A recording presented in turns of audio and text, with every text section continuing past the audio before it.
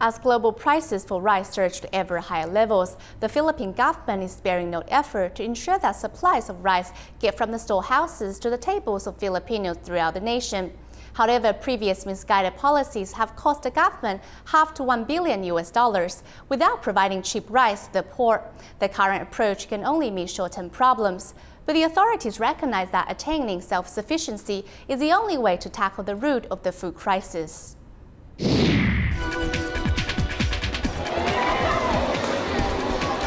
Everyone is here to collect their food stamps in order to purchase the subsidized rice from the National Food Authority.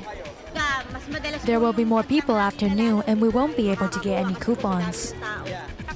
If we can't buy rice today, we will have nothing to eat.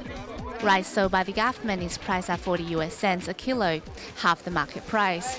With the 2-kilogram purchase per person limit, many slum residents ditch their work to come here with all of their family members. We didn't go to work today because we had to come and line up to buy rice. There is no more rice left at home. Everyone is worried that there won't be enough rice to buy, but in fact the agency's granary is right behind the line.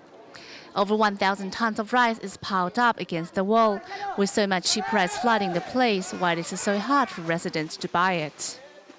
Authorities haven't given us any instructions to pack the rice into small packages, so we can't touch it. The rice that is being distributed outside right now is from another warehouse. The constant change in the National Food Authority's rice purchasing policies have led many poor residents waiting in line for hours without rice to go home with. We don't just give it to any market, because in any market, the poor and the rich can buy at the same time. So it's wrong that the state, the Philippine government, is spending close to $500 million to $1 billion, and the poor can also buy and the rich can also buy. It does not make sense. So what we're doing is we're trying to target, together with the mayors, the local governments, we're trying to target the poor areas. Mr. Lee, the purpose of this is to really ensure that the subsidized rice are targeted to the poorest.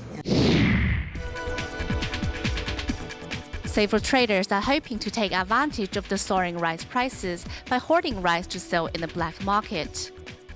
The punishment is very strict for hoarding rice, yes. You can be imprisoned. It could be considered an act, economic sabotage. In the Philippines, 2/3 of farmlands that lack irrigation systems have been abandoned. Large conglomerates then purchase these properties for golf courses and residential developments. These used to be farmlands, but some higher lands suffered from a lack of water and became very dry. Those lands weren't used for farming, so the landlord sold them to us for commercial development. The budget has not been decreased, it's been increased. Right now, we're at about 43 billion, almost $1 billion. About $1 billion has been given to the rice program. Right now, our position is between biofuels and food. You prioritize food.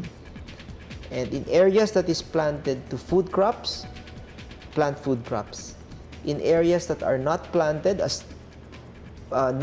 to food, but they are lowlands, we insist that they be planted to food.